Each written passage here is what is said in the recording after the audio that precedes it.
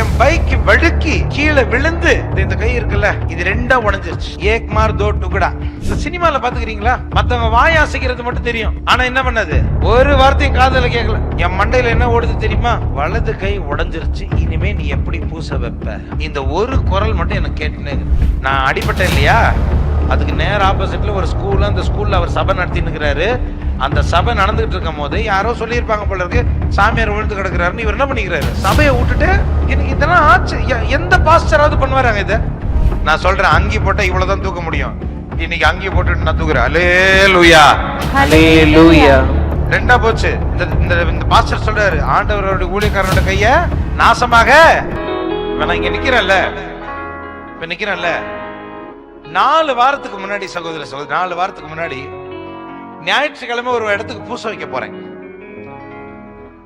இன்டர்நெட்ல இன்ஸ்டாகிராம்ல என்ன ஃபாலோ பண்றவங்களுக்கு இந்த செய்தி தெரியும், தெரியாதவர்களுக்காகவும் சாட்சியாக இதை சொல்றேன். ஒரு 4 வாரங்களுக்கு முன்னாடி ஒரு இடத்துல பூச வச்சுட்டு, அந்த பூசை முடிச்சுட்டு இன்னொரு இடத்துல ஒரு ஞான ஸ்நானத்துக்காக போயிட்டு இருக்கும் போது, ஒரு சப்வேல இறங்கும் பொழுது என் பைக் வழுக்கி கீழே விழுந்து இந்த கை இருக்குல்ல, நான் தொடரல, இந்த பகுதி இது ரெண்டா உடைஞ்சிருச்சு. ஏக் மார் தோ டுகடா. ஒன்னா இருந்த கை, இந்த கை, அதாவது உடம்புலயே இருக்கிறதுலே ஸ்ட்ராங்கான எலும்பு எந்த எலும்பு? இந்த எலும்பு தான். த ஹியூமரஸ் போன் சொல்லுவாங்க. ஹியூமர் தான் இருக்கிறதுலே நல்ல ஸ்ட்ராங். சொல்றாங்க, பெரிய பெரிய கட்டையை வச்சு அடிச்சாலும் என்ன ஆகுது, உடையாது. உழுந்ததுல எதுவும் உடையல, அது மட்டும் வந்துச்சு. ஏன்னா அது விழுந்து ஒரு மாதிரி கையை மட்டும் மேல அப்படியே போய் அப்படியே தர தர தரத்தன்னு, அது ஒரு என்ன சொல்ல, சவ்வே, அந்த விழுந்து அந்த பைக் அப்படியே இழுத்துட்டு போனதுல அப்படியே கிராக் ஆகி 2 அடி கைண்டுக்குச்சு, உள்ள 2 பீஸ் ஆயிடுச்சு. ரோட்ல நான் உழுந்து கிடக்குறேன். ஐயோ, அங்கில தான் போனேன், அங்கில தான் உடஞ்சு அப்படி விழுந்து கிடக்குறேன். 2 பேர் வந்து அப்படி 4 பேர் அப்படி தூக்கணும்னு ட்ரை பண்றாங்க. ஃபாதர்னு வராங்க, தூக்க வர்றாங்க. தூக்கி லைட்டா, அதாவது தூக்கல, என்ன பண்ணிருக்காங்க, ரோட்ல படுத்திருந்தவன அப்படியே உட்கார வச்சிட்டாங்க நடு ரோட்ல. நல்லா புரிஞ்சுக்கோங்க, நடு ரோட்ல உட்கார வச்சிட்டாங்க. 11 மணி, நல்ல வெயில். 11 மணிக்கெல்லாம் சுள்ளீர்னு அடிக்குது இல்லையா, இப்போ நல்ல வெயில், கருப்பு தார் ரோட்ல ஜம்முன்னு என்ன உட்கார வச்சிட்டானுங்க. கை உடஞ்சிச்சுன்னு தெரியுது எனக்கு. என்னது? ஏன்னா இந்த கை உடஞ்சி பின்னாடி இங்கே கிடந்தத அப்படி தூக்கி எடுத்துருந்து நான் தான் இப்படி வச்சேன், உடஞ்சிச்சு. இவங்க என்னென்னமோ கேக்குறாங்க. ஒருத்தர் ரத்தம் வருதான்னு கேட்கிற, தலையில் அடிபட்டுச்சான்னு கேட்கிற, தண்ணி வேணுமா, மயக்கமாகுது, என்னென்னமோ கேட்குறாங்க. இவங்க என்னமோ பேச, இந்த சினிமால பாத்துக்கிறீங்களா, மற்றவங்க வாய் அசைக்கிறது மட்டும் தெரியும், ஆனா என்ன பண்ணது ஒரு வார்த்தையும் காதுல கேட்கல. என் மண்டையில என்ன ஓடுது தெரியுமா, வலது கை உடைஞ்சிருச்சு, இனிமே நீ எப்படி பூச வைப்ப. இந்த ஒரு குரல் மட்டும் எனக்கு கேட்டுனே இருக்குது. வலது கை தெரியும்ல, வலது கை இல்லாம என்ன வைக்க முடியாது. ஏன்? எதை தூக்கணும்? ஆண்டவருடைய சரீரத்தை தூக்கணும் இல்லையா? 2 ஒஞ்சிச்சு, என் கண்ட்ரோல்லே இல்ல கை. இந்த இடது கையை வச்சுதான் என்ன பண்றேன், பின்னாடி எங்கேயோ தொங்கி இந்த கையை இப்படி போட்டு தொங்க விட்டு இப்படி பிடிச்சி இழுத்து வைக்கிறேன். ஒரு குரல் மட்டும் கேட்டுனது, இனி நீ பூச வைக்க மாட்ட. என்ன பண்ணாலும் இதை சரி பண்ண முடியாது. அப்படியே நட்டு போல்ட்டு போட்டு சரி பண்ணாலும் இனி உன்னால நற்கரணையை உயர்த்த முடியாது. இதெல்லாம் யாருடைய குரல்? பிசாஸ். பிசாஸ் அதுதான் என்னை தள்ளியது. அந்த இடம் பிசாஸ் ஆதிக்கம் அதிகமாக இருக்கிற இடம். அந்த சுடுகாட்டுக்கு பக்கத்துல ஒரு சுடுகாட்டு இருக்கு. அந்த சுடுகாட்டுக்கு பூக்களை போட்டுட்டு போறாங்க பாத்தீங்களா, அந்த பூக்கள்ல தான் வழுக்கி நான் கீழே விழுறேன். பிசாசு இந்த வார்த்தைகளை சொல்லிக்கிட்டே இருக்கேன் காதுல. இனி நீ பூச வைக்க முடியாது. என் பேராயரின் தலையில் கை வைத்து என் கைகளை அபிஷேகம் படுத்திய நாள்ல இருந்து நான் ஒப்பு கொடுத்த திருப்பலிகள் எல்லாமே கண்ணுக்கு முன்னாடி வருது. இனி நீ பூச வைக்க முடியாது, இனி நீ பூச வைக்க முடியாது, இனி நீ ஒண்ணு வாழ்க்கை அவ்வளவுதான். இன்னும் சொல்ல போனா, நான் சாமியார் ஆனது பூச வைக்கதான். நச்சை தெரிவிக்கிறதுக்கு நச்செய்தி பணியாளராக போயிருப்பேன். ஊழியம் செய்யறதுக்கு நான் ஊழியக்காரனா போயிருப்பேன். நான் சாமியாரானதுக்கு ஒரே காரணம் என்னது? பரிசுத்த பலி பூசைய நிறைவேற்றணும். அதுக்குதான் சாமியாரான. எனக்கு இன்னமும் ஞாபகம் இருக்கு, செமினரியில எனக்கு இன்டர்வியூ வைக்கிற சாமியார் கேட்கிறாங்க, நீ எதுக்கு சாமியாராக போற? நான் சொன்னேன், பூசை வைப்பதற்காக சாமியாராக போகிறேன். அவர் என்ன சொன்ன தெரியுமா? ஓஹோ, பூசை வைக்கிறதுக்கு பூசாரி ஆக போறியா? எனக்கு இதுக்கு என்ன பதில் சொல்றதுன்னு தெரியல. இன்னைக்கு கேட்டா சொல்லுவேன், ஆமா நான் பூசாரி ஆகிறதுக்கு தான் வந்தேன். ஹல்லேலூயா, ஹல்லேலூயா. நான் பலி செலுத்துறதுக்கு தான் சாமியாரான, வேற எதுக்கும் இல்ல. எனக்கு வேற எதுவும் தெரியாதுங்க. மத்ததெல்லாம் ஆண்டவரை எதை கத்து கொடுத்து ஓடுறாஜா ஓடுன்னு ஓட்டின்னு தவிர, நான் வந்தது எதுக்கு? பூசைக்கு தான், பூசை வைக்க தான். அதுக்கு தான் வந்தேன். அதுக்கு தான் ஆண்டவர் என்ன அழைச்சாரு. அதுக்கு தான் என்ன சாமியாராக்குனாரு. பிசாசு சொல்லுது, இனி உன்னால பூசை வைக்க. இதெல்லாம் என் மண்டையில ஓடிட்டு இருக்கும் போது பக்கத்துல வெள்ளை சட்டை போட்டுட்டு ஒரு சகோதரர் நிக்கிறார். அவர் சொல்றாரு, ஃபாதர், நான் பக்கத்து சபையில இருந்து வந்திருக்கிற பாஸ்டர் அப்படிங்கிறார். நல்லா புரிஞ்சுக்கோங்க, 11 மணிக்கு அவர் சர்ச்சு ஓடினுக்குது. நான் அடிப்பட்டேன் இல்லையா, அதுக்கு நேர் ஆப்போசிட்ல ஒரு ஸ்கூல், அந்த ஸ்கூல்ல அவர் சபை நடத்தினுக்கிறாரு. அந்த சபை நடந்துகிட்டு இருக்கும் போது யாரோ சொல்லியிருப்பாங்க போல இருக்கு, சாமியார் விழுந்து கிடக்குறாருன்னு. இவர் என்ன பண்ணிக்கிறாரு, சபையை விட்டுட்டு, எனக்கு இதெல்லாம் ஆச்சு, எந்த பாஸ்டராவது பண்ணுவாராங்க இத? சபையை விட்டுட்டு என்ன பார்க்க வர்றாரு. அவர் சொல்றாரு, ஆண்டவர் அவருடைய ஊழியக்காரர்களுடைய கையை நாசமாக விட மாட்டாருங்கிறார்.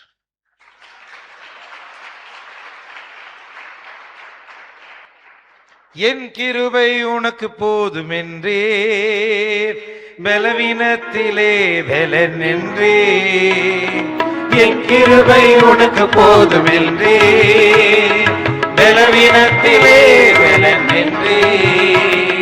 நன்றி நன்றி, எல்லா நன்மைக்கு நன்றி. நன்றி நன்றி, எல்லா நன்மைக்கு நன்றி. ஹல்லேலூயா, ஹல்லேலூயா.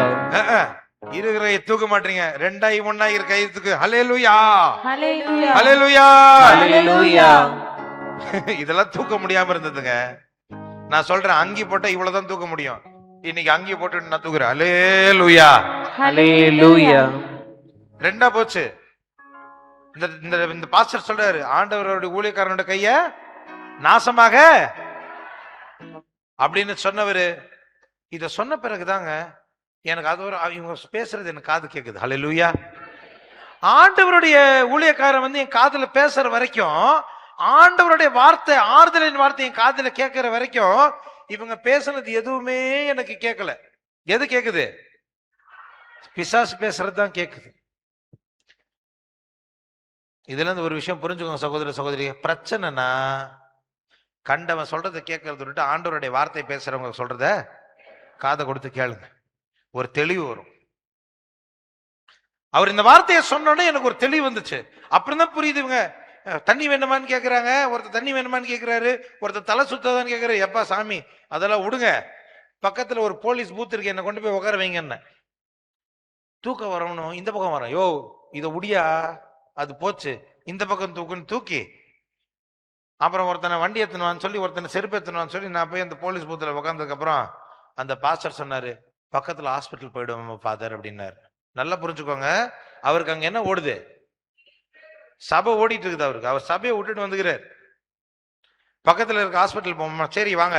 ஒரு ஆட்டோ பிடிக்கிறாரு, ஆட்டோல ஏறி உட்காந்துட்டு அந்த ஆஸ்பத்திரிக்கு போறோம். ஆஸ்பத்திரிக்கு போன உடனே ஒரு சின்ன டாக்டர், அப்பதான் ரொம்ப யங் டாக்டர், அவங்க வராங்க, தலையில இருந்து கால் வரைக்கும் செக் பண்றாங்க. அவங்க சொல்றாங்க, ஃபாதர் நீங்க விழுந்த விதமும் நீங்க விழுந்த இடமும் இன்னைக்கு உங்க உடம்பு ரணகலமா இருக்கணும். ஆனா பியூட்டி என்ன தெரியுமா? உச்சந்தலையில இருந்து உள்ளங்கால் வரைக்கும் எங்கேயுமே பெரிய அடி எதுவுமே படல, எதுவுமே இல்லை. இப்ப நீங்க கால் பாத்தீங்கன்னா உங்களுக்கு தெரியும், ஒரு 2 இடத்துல லைட்டா அந்த சைலன்சர்ல பட்டதுனால 2 இடத்துல, அதுவும் 1 இன்ச்சுக்கு கம்மி தான், லைட்டா அந்த இடத்த தொட்டதுனால 2 சூடு. இந்த 2 காலில் அந்த என்ன சொல்றது, ஷூ பைக்ல மாட்டினதுனால ஒரு 2 இடத்துல ஒரு அடி. மற்றபடி உடம்புல தலையில இருந்து கால் வரைக்கும் என்ன இல்ல. அன்னைக்கு மட்டும் நான் அங்கீல போலன்னு வச்சுக்கோங்க, என்ன இருக்கும், தேய்ச்சிக்கினே போன பாருங்க ரோட்ல, மேல இருந்து கீழே வரைக்கும் வெளியே தோல் எல்லாம் என்ன இருக்கும், சிராஞ்சிருக்கும், சிராஞ்சிருக்கும். எங்கேயும் அடி இல்லை. டாக்டர் சொல்றாங்க எங்க அடியில பதர், அதனால அவசரம் இல்லை.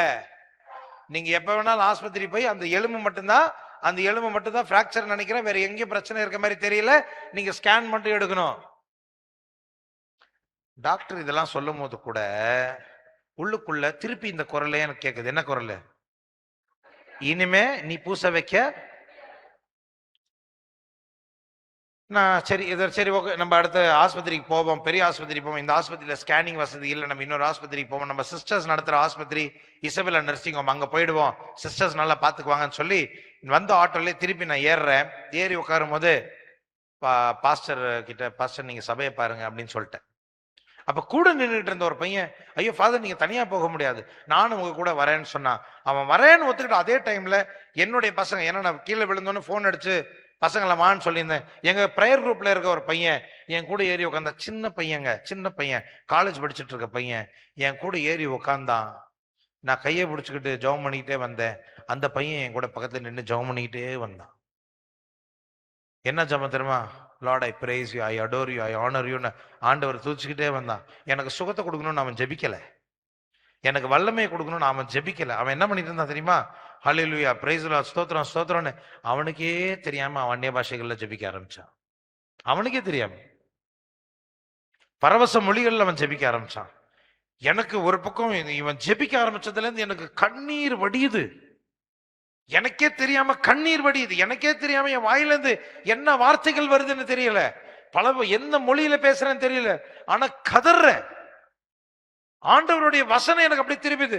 நம்ம சொல்ல முடியாத வார்த்தைகள்னால உள்ள இருந்த ஆவியானவர் என்ன பண்ணுவாரா? கதறி அந்த ஏக்கங்கள் எனக்கு அப்படியே உணர்றேன். அந்த வசனத்தை அப்படியே வாழ்க்கையில உணர்றேன். கதறி கதறி கதறி அழுகுறேன். என்ன மொழியை அழுகுறேன்னு தெரியாது, என்ன வார்த்தைகள் பேசுறேன்னு தெரியாது.